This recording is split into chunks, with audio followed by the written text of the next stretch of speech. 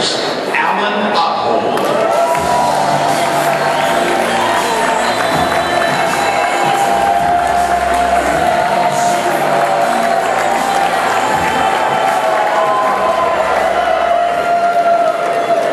Whenever we as a community reflect back on the progress we've made, it's also important that we recognize the allies who have fought with us every step of the way.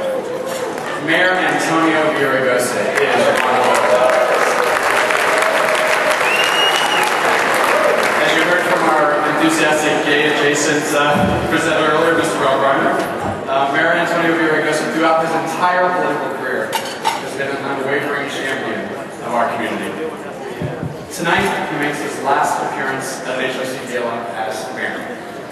So I hope you'll join me in thanking him for his support, but more importantly, for his friendship. It's my distinct pleasure to introduce to you the Mayor of Los Angeles, Antonio Villaraigosa.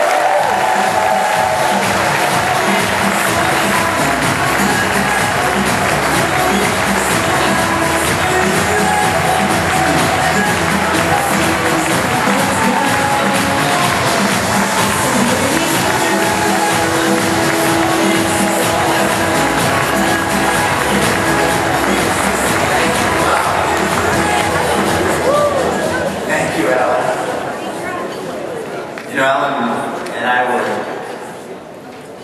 reminiscing about the first time I was asked about marriage equality. It was 1994 at the Stonewall Democratic Club, and at the time, you know, asked me about civil unions and anti-discrimination and all of the rest.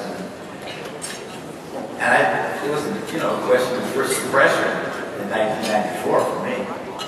And they asked me, I stopped for a second and I said, well, yeah, I'm for it. Why wouldn't I? And I just want to say that for me, it's been a real honor to be side by side with so many of you. And I want to thank you, and I want to congratulate the recipient of tonight's Corporate Equality Award, Disney ABC Television Group, who I believe is sitting here. Give them a big hand. By the way, every year I have Heritage Month for you know, Latinos, Asian American, Pacific Islanders, African Americans. We have a Gay Pride Heritage Month as well, and they are always with us, our sponsors of those events that are on that. Let's give them a big hand.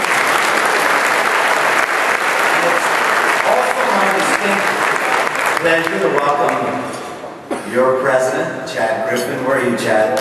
I love Chad Griffin. My little brother from another mother. I love him. And we are so... Did you see him on MSNBC the other day, like for 15 minutes? I said, man, and he was so great. What a great advocate you are for this organization. Thank you. You know, last year when I stood with you, we had some cause to celebrate. Last year at this time, 6 states had enshrined marriage equality into law. The 9th Circuit had just upheld Judge Walker's decision to strike down Prop 8.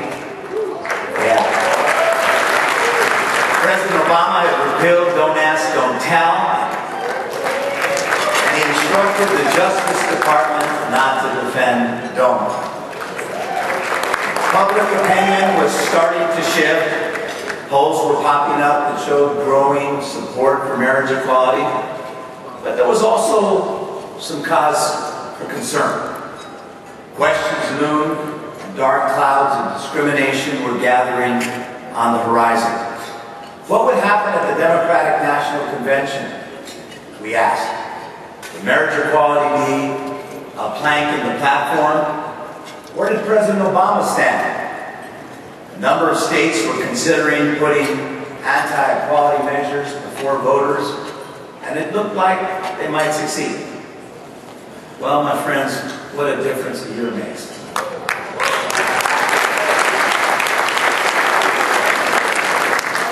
Last May, President Obama came out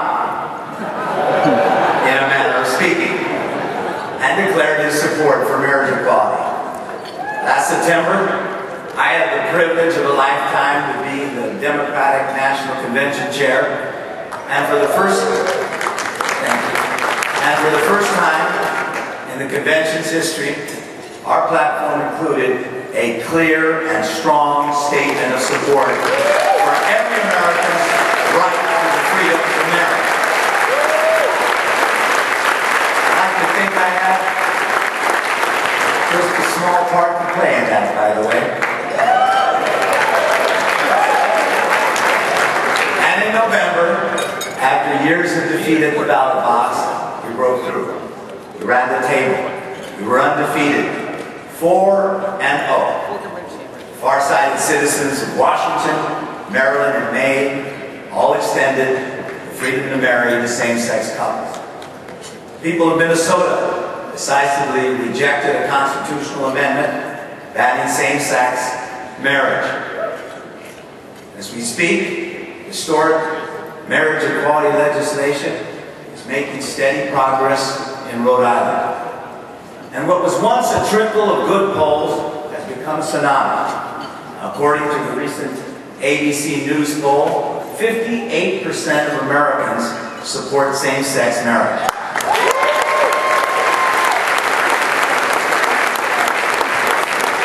And other polls have also found strong support for taking bias and bigotry out of our laws and replacing them with equality and inclusion.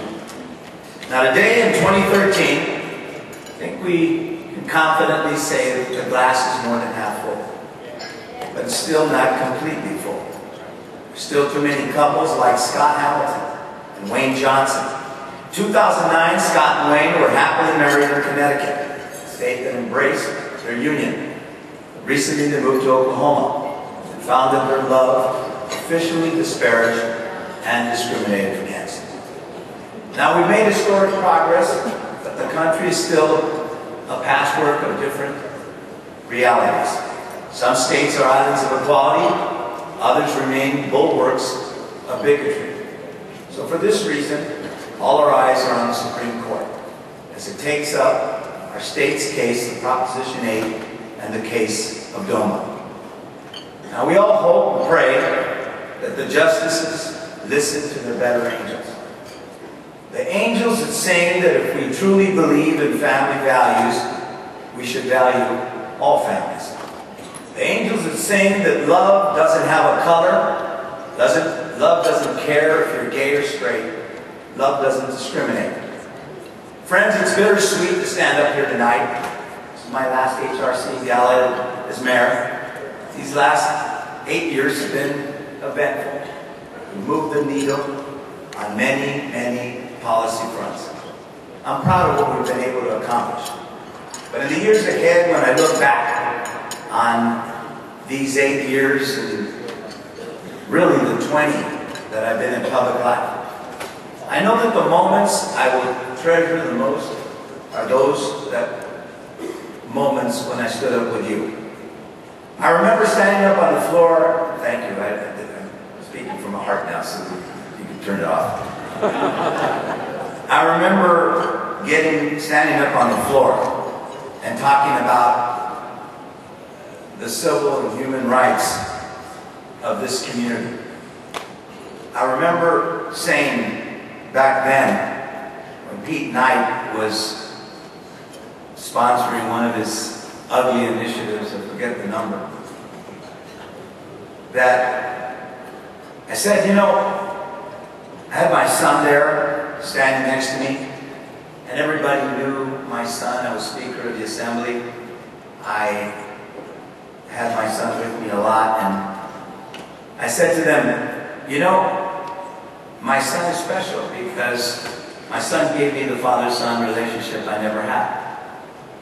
I love him like I love all my children, but I have a unique and special relationship with him. And I said, you know, I don't know that when my son grows up, I don't know if he's going to be gay or straight, and I don't care. What I care is that he's going to be a good human being. What we should all care about is that he's going to love his family, his community, his God.